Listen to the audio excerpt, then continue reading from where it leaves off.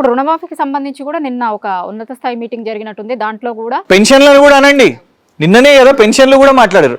రైతు బంధు కోతలు, రుణమాఫీ కోతలు, పెన్షన్లు కోతలు. కోతల ప్రభుత్వం కథలు చెప్పింది ఇన్ని రోజులు. ప్రజలు ఓట్లు వేసిన తర్వాత ఇప్పుడు రూల్స్ అండ్ రెగ్యులేషన్స్ అంటారు. ఎన్ని వచ్చినాయి వాళ్ళకి ఆ ఫార్మ్స్? మొత్తం 1,10,00,000 ఫార్మ్స్ తీసుకున్నారు కదా. ప్రజాపాలన ఫార్మ్స్ అని సేకరించారు. రోడ్ల మీద చూసినాం ఆ ఫార్మ్స్. అసలు ఇవాళ వరకు 6 నెలలు అయిన తర్వాత ఏదైనా వెబ్సైట్ ఉందా? ఎక్కడ ఆ ఫార్మ్స్ ఎక్కడ అయినాయి, ఎన్ని అప్లోడ్ అయినాయి, ఎంత నంబర్ ఉంది, ఎవరిది ఉంది, ఎంతమంది ఉద్యమకారులు ఉన్నారు, ఎంతమంది ఇళ్ల కోసం అప్లై చేసుకున్నారు, ఎంతమంది పెన్షన్ల కోసం అప్లై చేసుకున్నారు, ఎక్కడన్నా సంఖ్య ఉన్నదా? లేదు. ఇవిటిని మనం అడగొద్దంట. ఆ గింత తొందరగా అడుగుతారా మీరు అని? మీరు ఫలితాలు వచ్చినప్పుడే కేసీఆర్ గారి ప్రభుత్వాన్ని ఫలితాలు వచ్చిన రోజే మీరు నిలదీసిన వాళ్ళు, సంవత్సరం లోపే మీరు కూల్చేయాలని ప్రయత్నం చేసిన వాళ్ళు, నల్ల సంచులు పట్టుకొని దొరికిన వాళ్ళు. ఇవాళ ప్రజల అంశాలే మాట్లాడుతున్నాం, ప్రైవేట్ ఏం మాట్లాడతలేం. రేవంత్ రెడ్డి గారు తమ్ముడు ఏం చేస్తున్నారు, ఎవరు కాన్వాయిలలో తిరుగుతున్నారు, ఇవన్నీ కాదు మాకు ఇంపార్టెంట్ క్వశ్చన్స్. ఇవి ప్రజల ఇష్యూస్ మీద ఇంపార్టెంట్ క్వశ్చన్స్.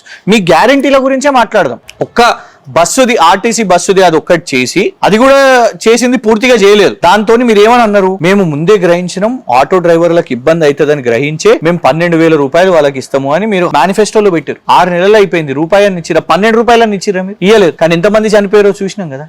ఇంకేం చేస్తామని. ఇప్పుడు రోజు ఆ బస్సులో అయితే నడుస్తున్నప్పుడు మరి ఒకవైపు మెట్రో పోతే పోనీ అని అంటారు, ఎల్ఎన్టీ వాళ్ళు వెళ్ళిపోతే పోనీ కొత్త కంపెనీ వస్తుంది అని అంటారు. అది కాదు కదా. మీరు వచ్చిన తర్వాత ఫార్ములా 1 పోయింది, ఎల్ఎన్టీ వాళ్ళు పోతాము అని చెప్పారు, లారింగ్ అనే సంస్థ వెళ్ళిపోయినారు, కేన్స్ వాళ్ళు వెళ్ళిపోతామని అంటున్నారు, వరంగల్లో టెక్ మహీంద్రా వాళ్ళు వెనక్కి అడిగేద్దామని అనుకునే ప్రయత్నం చేస్తున్నారు.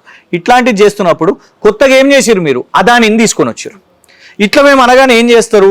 కేసీఆర్ గారు అదానిని కలిసిన ఫోటో చూపిస్తారు. అవును, సచివాలయంకి వచ్చిండు, కలిసిండు, ఎవరైనా కలుస్తారు, అతిథి దేవో భవ అని అంటాం. కానీ ఒక్క కాంట్రాక్ట్ అని ఇచ్చినామా?